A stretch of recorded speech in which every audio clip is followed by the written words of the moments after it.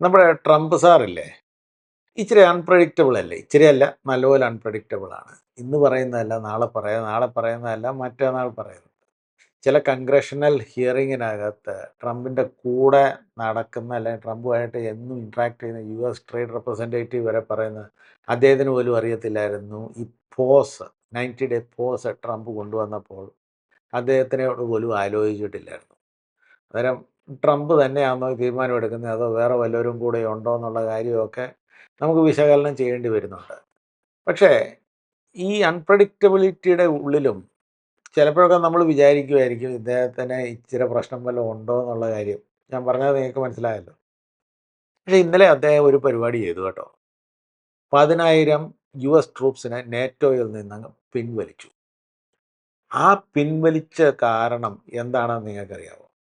അന്നേരം നമുക്ക് ട്രംപ് ചെയ്ത ചില കാര്യങ്ങൾക്ക് നമ്മൾ 2020 റിയർവ്യൂ മിററിൽ പോയി നോക്കുമ്പോഴേ നമുക്ക് മനസ്സിലാകത്തുള്ളൂ, ആഹാ ഈ പരിപാടിക്ക് വേണ്ടി ആയിരുന്നോ എന്നുള്ള കാര്യം. അങ്ങനെ ട്രംപ് ചില കാര്യങ്ങൾ ചെയ്യുന്നുണ്ട്. കൂട്ടത്തിൽ നമ്മുടെ ചൈനയും റിട്ടോട്ട് ബാക്ക് ചെയ്യുന്നുണ്ട്, തിരിച്ച് അടിക്കുന്നുണ്ട്. ആ തിരിച്ചടിയുടെ കൂടെ ചൈന തന്നെയല്ല മുങ്ങുന്നത്, വിയറ്റ്നാമിനെ കൂടെ കൊണ്ട് കുഴി ചാടിക്കുകയാണ് ചൈന. അത് നമുക്കറിയണ്ടേ. So let's get into the show.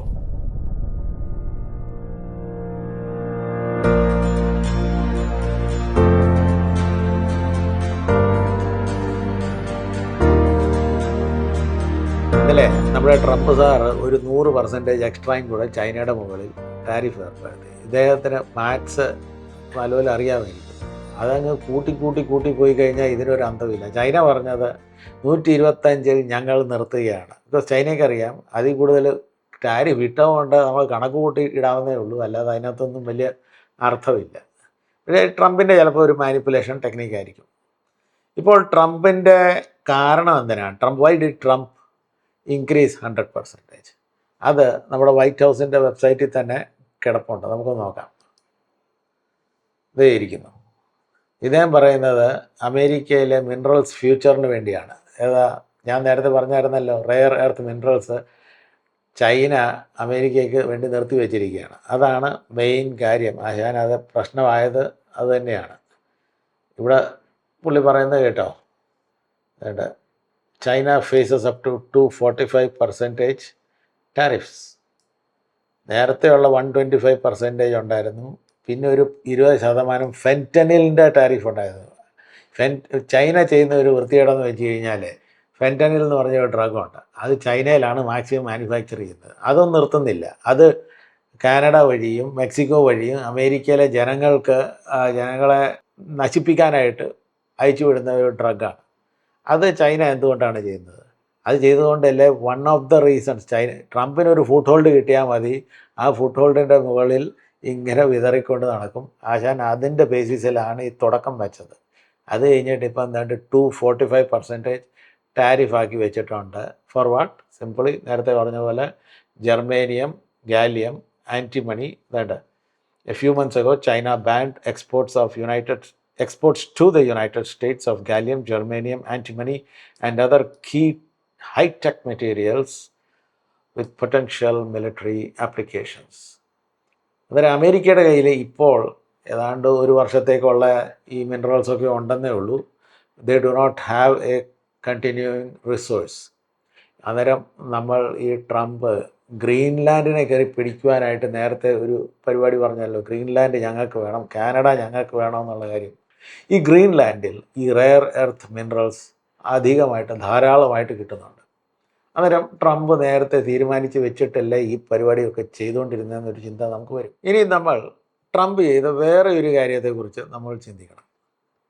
Trump അധികാരത്തിൽ കയറി വന്നു കഴിഞ്ഞപ്പോഴത്തേക്ക് റഷ്യ സപ്പോർട്ടിംഗ് ആയിട്ടുള്ള പല കാര്യങ്ങൾ ചെയ്തു. അദ്ദേഹം ക്ലിയർലി പറഞ്ഞു, യുക്രൈനു വേണ്ടി ഞങ്ങൾ യുദ്ധത്തിന് വരുന്നില്ല, സ്റ്റോപ്പ് ഇറ്റ്. എന്നിട്ട് ഈ സെലൻസ്കി ഏതോ കാര്യത്തിന് നമുക്കറിയാമല്ലോ അമേരിക്ക വന്നു, അദ്ദേഹത്തെ ഇൻസൾട്ട് ചെയ്തല്ലേ പറഞ്ഞു വിട്ടത് ട്രംപും JD വാൻസും പിന്നെ അവരുടെ ചില ക്യാബിനറ്റ് മെമ്പേഴ്സുമൊക്കെ. നമുക്കെല്ലാം പരോക്ഷമായിട്ട് എല്ലാവർക്കും കാണാവുന്ന രീതിയിൽ തന്നെയാണ് അദ്ദേഹത്തെ ഇൻസൾട്ട് ചെയ്ത് പറഞ്ഞു വിട്ടത്.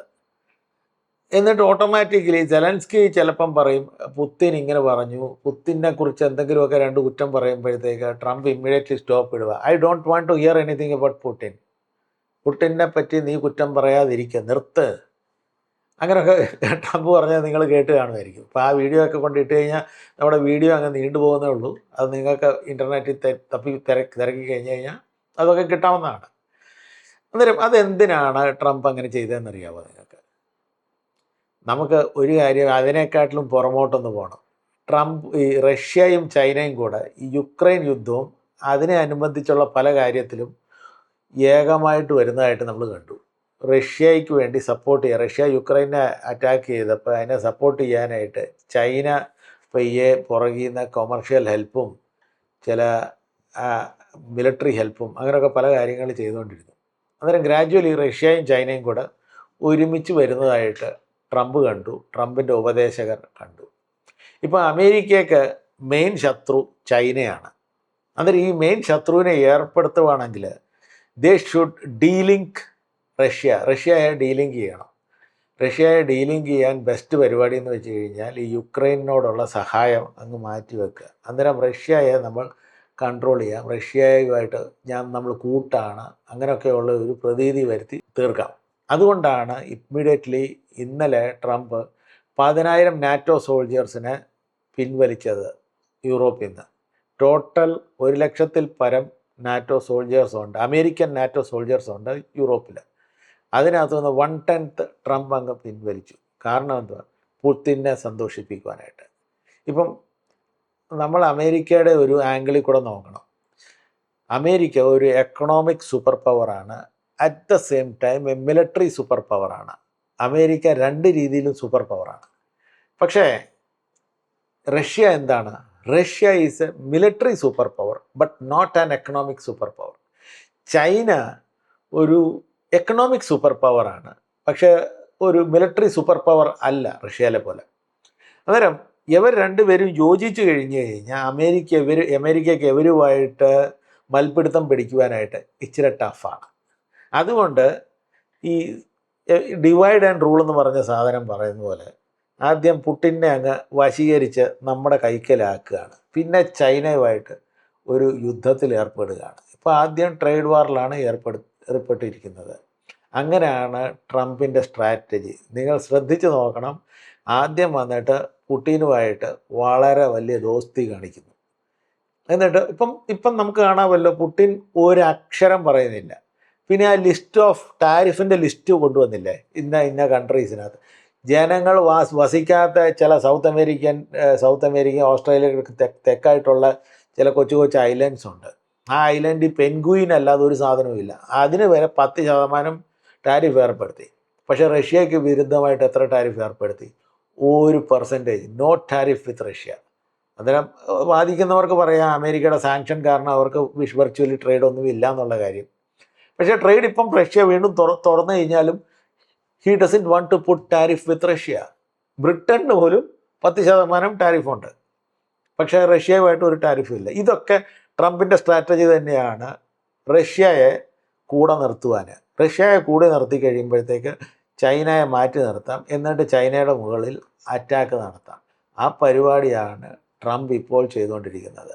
എന്നിട്ട് ട്രംപിന് നേരത്തെ അറിയാമായിരുന്നു ഈ rare earth minerals, gallium, germanium, antimony, ഇങ്ങനെയുള്ള റെയർ എർത്ത് മിനറൽസ് അതൊരു ഹോസ്റ്റേജായി മാറും.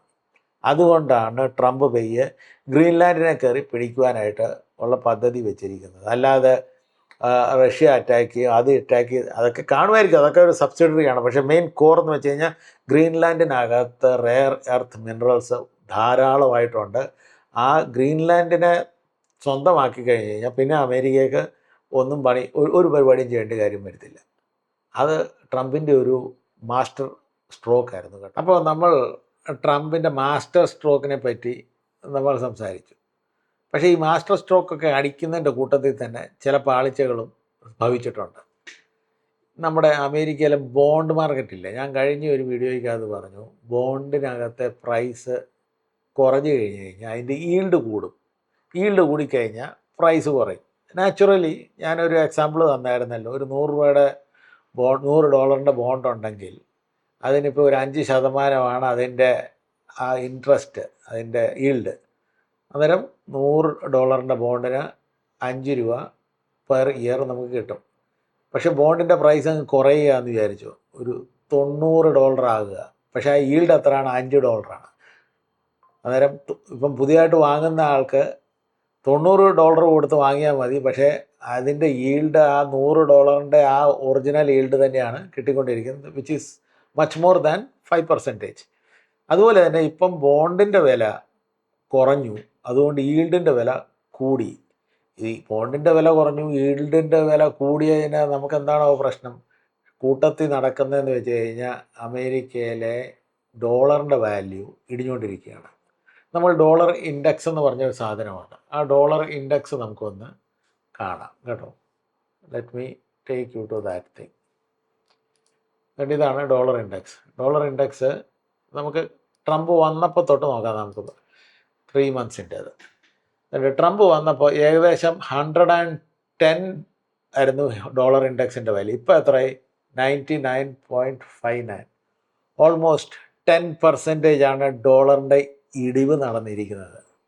മനസ്സിലായോ? 10% ഡോളറിൻ്റെ വാല്യൂ ഇടിഞ്ഞു പോയി. നമുക്കിപ്പോഴും ഓർമ്മ കാണുമായിരിക്കും, ട്രംപ് വന്നപ്പോൾ നമ്മുടെ Indian rupees almost 88 rupees per dollar കയറിപ്പോയായിരുന്നു. ഇന്ന് 85.5 എങ്ങാണ്ടേ ഉള്ളൂ.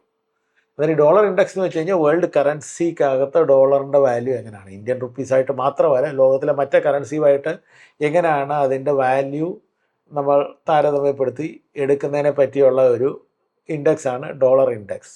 അങ്ങനെ ഡോളർ ഇടിഞ്ഞിരിക്കുക. ഡോളർ ഇടിഞ്ഞതിൻ്റെ വേറെ ഒരു ഭവിഷ്യത്തും കൂടെ ഉണ്ട്. Dollar is no more a safe haven. ഇപ്പോൾ നമ്മുടെ ഈ ചാനലിൽ വരുന്ന പ്രേക്ഷകർക്കൊക്കെ വളരെ നല്ലപോലെ അറിയാം, ഫോറിൻ ഇൻസ്റ്റിറ്റ്യൂഷണൽ ഇൻവെസ്റ്റേഴ്സ് ഇന്ത്യയിൽ നിന്ന് ഒരു 6 മാസം തൊട്ട് ഇങ്ങനെ ഇവിടുന്ന് ഈറോഡായിക്കൊണ്ട് പോകുക. അവരെല്ലാം അമേരിക്കയിൽ പോയിട്ട് എന്താണ് വാങ്ങുന്നത്? അമേരിക്കൻ ബോണ്ട്സാണ് വാങ്ങിക്കൊണ്ടിരുന്നത്. മനസ്സിലായോ? The reason is that Indian economy ഇനി അത് അവർക്ക് പ്രോഫിറ്റബിൾ അല്ല എന്നൊരു ചിന്ത വന്നു കഴിഞ്ഞപ്പോഴത്തേക്ക് അവർ വിചാരിച്ചു ഇവിടുന്ന് നമ്മൾ കാശ് കൊണ്ടിട്ട് അമേരിക്കൻ ബോണ്ട്സിൽ കൊണ്ട് തൽക്കാലം കൊണ്ട് പാർക്ക് ചെയ്യാം. പക്ഷേ ആ ഒരു സേഫ് ഹാവൻ പോലും നഷ്ടപ്പെട്ടിരിക്കുകയാണ്. ബിക്കോസ് ഡോളറിൻ്റെ വാല്യൂ ഇടിഞ്ഞുകൊണ്ടിരിക്കുകയാണെങ്കിൽ പിന്നെ എങ്ങനെയാണ് ആ ഡോളറിൻ്റെ മുകളിൽ പോയിട്ട് ആ വാല്യൂ നിലനിർത്താൻ പറ്റുന്നത്? അതുകൊണ്ട് പലരും ഇപ്പോൾ Japanese N, Swiss Franks, gold, ഈ 3 കറൻസി, 2 കറൻസിയും മറ്റേ മെറ്റലല്ലേ, ഗോൾഡ് മെറ്റൽ, അതിലോട്ടാണ് ഇപ്പോൾ അവരുടെ വെൽത്ത് കോൺസെൻട്രേറ്റ് ചെയ്ത് കൊണ്ടുപോകുന്നത്. അന്നേരം ഡോളറിൽ നിന്ന് ആൾക്കാർ പിന്മാറിക്കൊണ്ടിരിക്കുകയാണ്. അത് ട്രംപിൻ്റെ ഒരു പാളിച്ചയാണ് അല്ലേ? അപ്പോൾ നമ്മുടെ ട്രംപ് സാറിൻ്റെ മാസ്റ്റർ സ്ട്രോക്കും ഫ്ലിപ്പ് ഫ്ലോപ്പും എല്ലാം കണ്ടല്ലോ. ഇപ്പോൾ നമ്മൾ ഫോക്കസ് ഒന്ന് സൗത്ത് ഈസ്റ്റ് ഏഷ്യയിലോട്ട് ഷിഫ്റ്റ് ചെയ്യാം.